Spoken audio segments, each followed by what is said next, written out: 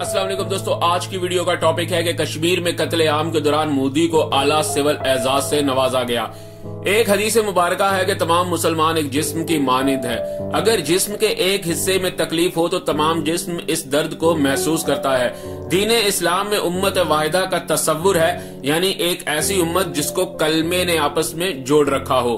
अस्सलाम वालेकुम दोस्तों, आपसे गुजारिश है कि बगावत टीवी सब्सक्राइब करो और बेल आइकॉन को जरूर क्लिक करें ताकि तमाम वीडियोस आपको बर वक्त मिलती रहे। लेकिन अफसोस इस बात का है कि जो कुरान के असल वारिस थे, जिनकी जुबान में कुरान नाजिल हुआ, वही लोग इस्लाम के इस बुनियादी फलसफे से मुनहरिफ हो गए और सब अपने अपने मफादात के गुलाम बन गए।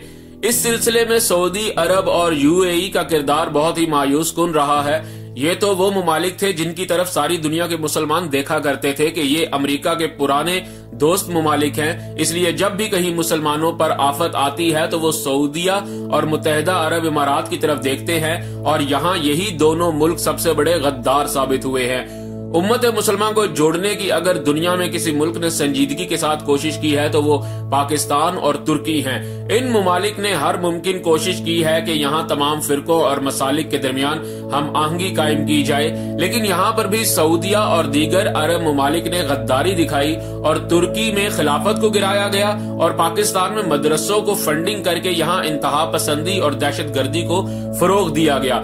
हमारे यहाँ के इस्लाम के ठेकेदार ये कहते हैं कि ईरान हमेशा इंडिया का साथ देता है क्योंकि वो गवादर के मुकाबले में चाबहार पोर्ट कायम करना चाहता है, जबकि वही इस्लाम के ठेकेदार ये बात नहीं बताते कि यूएई को भी तो पाकिस्तान से यही मसला है कि अगर गवादर पोर्ट और सी पैक फंक्शनल हो गए तो सबसे पहले जिनकी दुकानदारी बंद होगी वो मुत्तहिदा अरब इमारात वाले हैं, जिनको गवादर से ये खतरा है कि अगर गवादर माशी हब बन गया तो दुबई वीरान हो जाएगा। इसलिए ये लोग ईरान से भी ज्यादा भारत और मोदी के यार बने हुए हैं।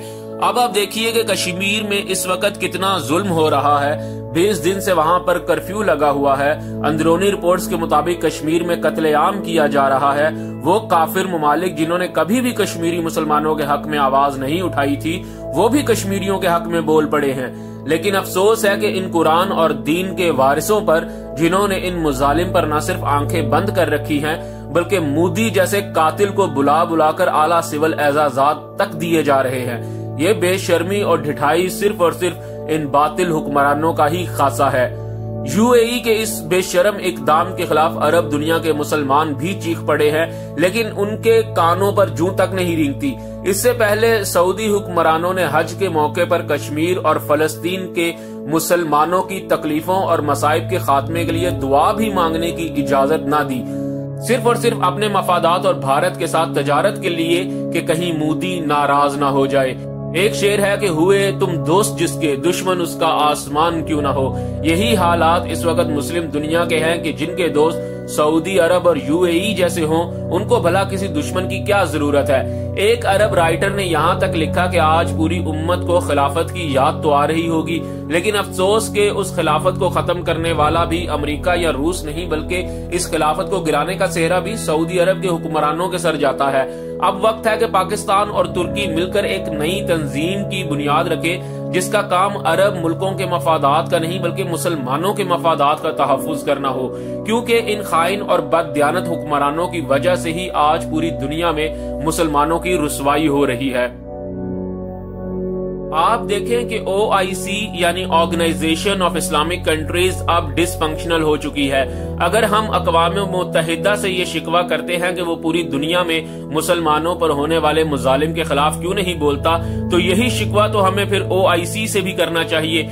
अब देखें कि जब अरब स्प्रिंग उठी तो ये OIC तब कहाँ थी। जब मिस्र में मुंतखब हुक्मरान सदर मुर्सी का तख्ता उल्टा गया तो ये OIC तब कहाँ थी। जब शाम में लोगों को कत्लेआम किया गया तो OIC खामोश थी। कश्मीरियों और फलस्तीनियों के हक में आज तक OIC ने एक लफ्ज तक नहीं बोला। तो जो शिकवा हम अक़वाम मुत्तहिदा से करते हैं वो गुनाह तो OIC भी कर रही है। इसलिए अब वक्त आ गया है कि सारे मुसलमान मुमालिक और खास तौर पर उलमा इस बढ़ते हुए फितने के खिलाफ खड़े हों, क्योंकि जिस तरह अरब मुल्कों ने अपने मफादात और तजारत के लिए कश्मीर में बसने वाले मुसलमानों को भुला दिया और उनके खून से गद्दारी की, जिस तरह दुबई को बचाने के लिए कराची को दहशत गर्दी की जहन्नुम में झोंका गया और जिस तरह मोदी जैसे कातिल को आला सिविल एजाज दिया गया, इससे साफ जाहिर होता है कि ये बातिल हुक्मरान पाकिस्तान और आलम इस्लाम को फिर से धोखा देंगे। इसलिए इनके खिलाफ अवेयरनेस की मुहिम चलानी चाहिए ताकि सब मुसलमान इन जालिमों का चेहरा पहचान सकें। पहले सारी उम्र हम देखते रहे कि ये अरब हुक्मरान अमेरिका के टुकड़ों पर पलते रहे और अब ये लोग मोदी के पैरों की जूती बने हुए हैं। मतलब कि ख्वाजा आसिफ याद आ गया कि कोई शर्म होती है, कोई हया होती है, लेकिन जैसे शर्म हया तो इन बद्दुओं के घर से रुखसत हो चुकी है, जैसे तैमूर के घर से गैरत और हमीयत रुखसत हुई थी।